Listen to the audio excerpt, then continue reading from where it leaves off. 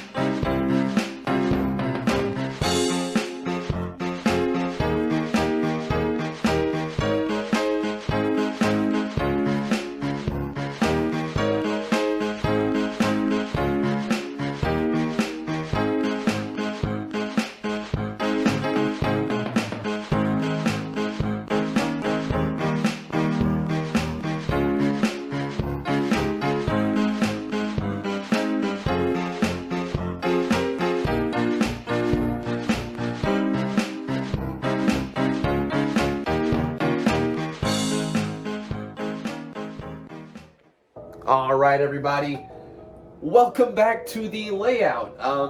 Yeah, I know things have changed quite a bit since the last time you saw it. So initially the plan was just to do the plaster work and get the mountain and tunnel area done, and that kind of evolved into like 60% of a landscaping job. We have brown applied where the dirt is, this black paint where the water will go. The mountain is basically not done yet since none of this turf is actually glued down. I'm kind of just experimenting with what colors I'll actually want the mountain and layout to be. But at least the stone accent is done and all painted up, and I thought it'd be fun to explain not only how all of this came to be, but also share some tips that I learned for making this mountain face and just all of the do's and do nots that have come with this layout.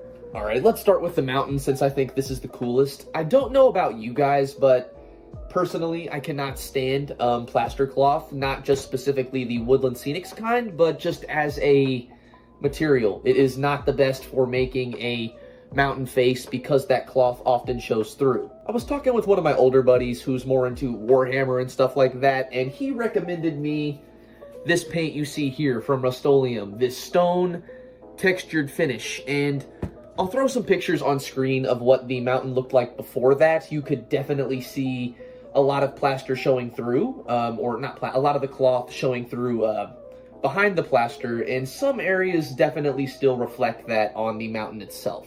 After priming the entire thing a dark gray and then applying the stone accent, it greatly helped that though, and very much saved the not only sides, but entire top of the mountain before there was grass on top of it. The grass is also kind of an experiment to see if that helps hide any of this off texture, and on the chance it doesn't, I'll get some actual plaster and just fill those areas in, but so far that has been a huge help.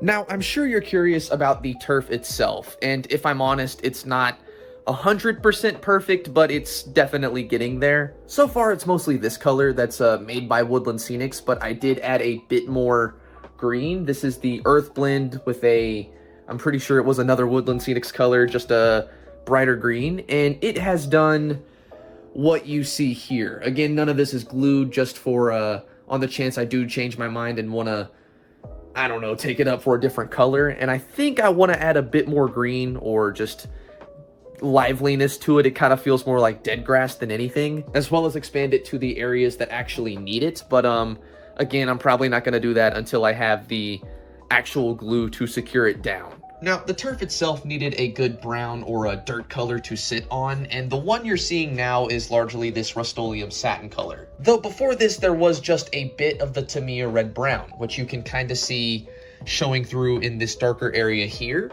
Ultimately, though, that was just a bit too dark, and this ended up taking most of the layout, as you can see. You can probably see it more here, but the top of the mountain was also painted with this satin color, and this is kind of what it looks like once the turf is applied, and in my opinion, it mixes up pretty damn well. I still think this turf needs a bit more green and just different types of plants to be a bit more lively, and here you can kind of see how it helps against this plaster cloth curse that the material even is, but there's a general idea for that too.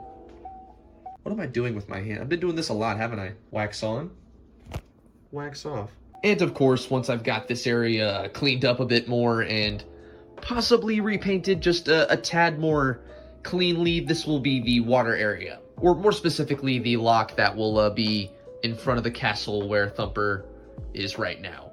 Now, the play rail risers for the most part are painted in black too, though I'm not stressing that as heavily. This will, again, be completely ballasted off on either side, or if I change my mind, maybe a bridge will be built. Either way, they won't be too visible once the water's actually in there. And I'm thinking what I'm gonna do to actually apply the water is get some plastic and build a little barrier here along the side and just hopefully contain the resin for however long it needs to dry. Looking at the area of probably like a day. That's gonna be scary.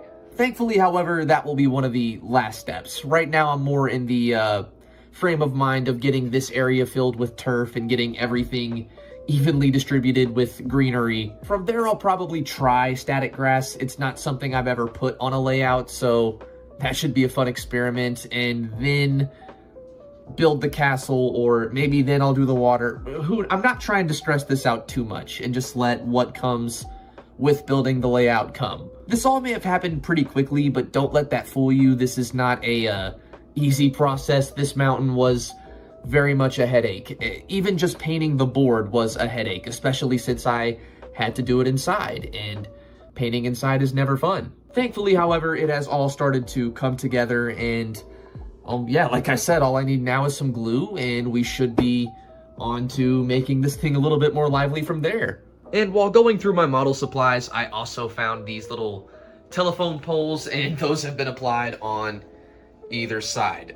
Really for no reason. I could have waited to do that, but I kind of just wanted to.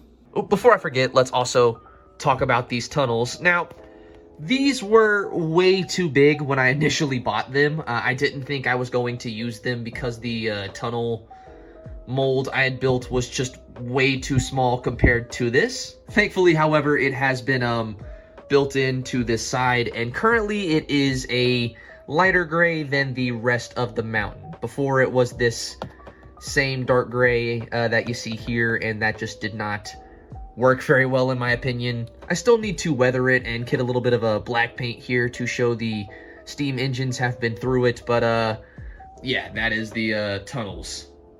You can't see the other one, but there is another portal right there. Just trust me, you've seen it before. I don't need to tell you.